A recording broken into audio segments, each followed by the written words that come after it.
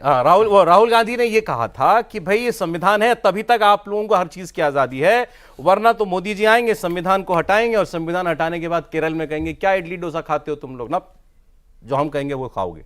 फिर तुम मलयाली क्यों बोलते हो केरल में, हिंदी बोलो। तमिलनाडु में क्या तमिल क्यों बोलते हो, हिंदी बोलो।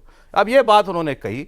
अब लोग कह रहे हैं कैसी अजीब बात कर रहे हैं राहुल जी, कौन कर देता भाई देश के अंदर ये, और नरेंद्र मोदी मतलब ऐसा, नरेंद्र मोदी ऐसा करने वाले नेता हैं क्या? देखिए, संविधान के बारे में वो जो बोल रहे हैं उसको बोलने का अधिकार केवल उनके पास, उनकी दादी ऐसा कर चुकी हैं।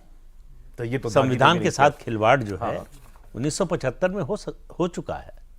जो 42nd अमेंडमेंट था, जिसको मिनी कॉन्स्टिट्यूशन कहा गया था, वो दरअसल जो है उस संविधान को जो बाबा साहब अम्बेडकर ने बनाया है उसको खत्म करने के लिए ही था। तो इसलिए वो उनको मालूम है कि ऐसा हो सकता है। तो ये तो उनका जो है अनुभव जनित जो है वाक्य है कि संविधान जो है इस तरह से खत्म किया जा सकता है। मुझे प्रदीप जी इसमें ना एक डर भी लग रहा है कि उन्हें लगता है कि इनका झूठ बहुत जोर से बिक गया, अब ये बार बार करेंगे। अब जैसे वो रजत शर्मा जी पे आप कांग्रेस की प्रवक्ता अभी कहेंगे उन्होंने गाली दे दी, तो मतलब ये बहुत करेंगे, उन्हें लगता है कि झूठ छिपक रहा है, अगर जोर से फेंका जाए तो अब ये कहेंगे इडली नहीं खाने देंगे, संविधान को लेकर घूमेंगे।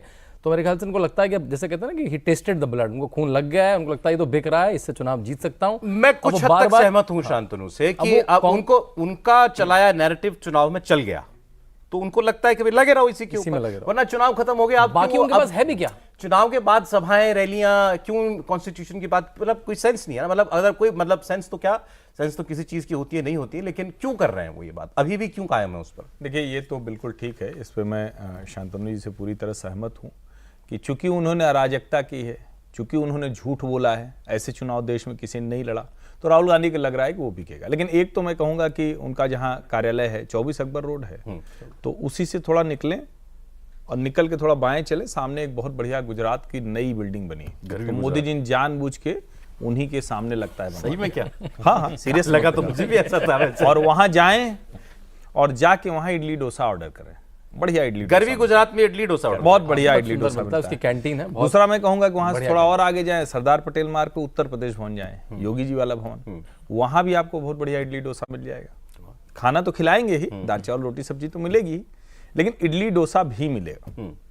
अब जब कोई नेता ये कहता है कि फलाना जगह ये बंद हो गया, धमाका जगह ये बंद हो गया, तो मैं कह रहा हूं कि भाई कुछ न्यूट्रिशियस खाओ, पौष्टिक खाओ, कुछ समस्या है, गंभीर समस्या है। मैं सच कह रहा हूं, पौष्टिक खाइए, जिससे थोड़ा सा दिमाग को बादाम खाइए। 99 पे ले आए राहुल जी, आपको समस्या दिखाई दे रही है उनमें? नहीं, ये ठीक है। वो कई अटेम्प्ट के बाद ओम प्रकाश चौटाला भी हाई स्कूल पास किया था उन्होंने,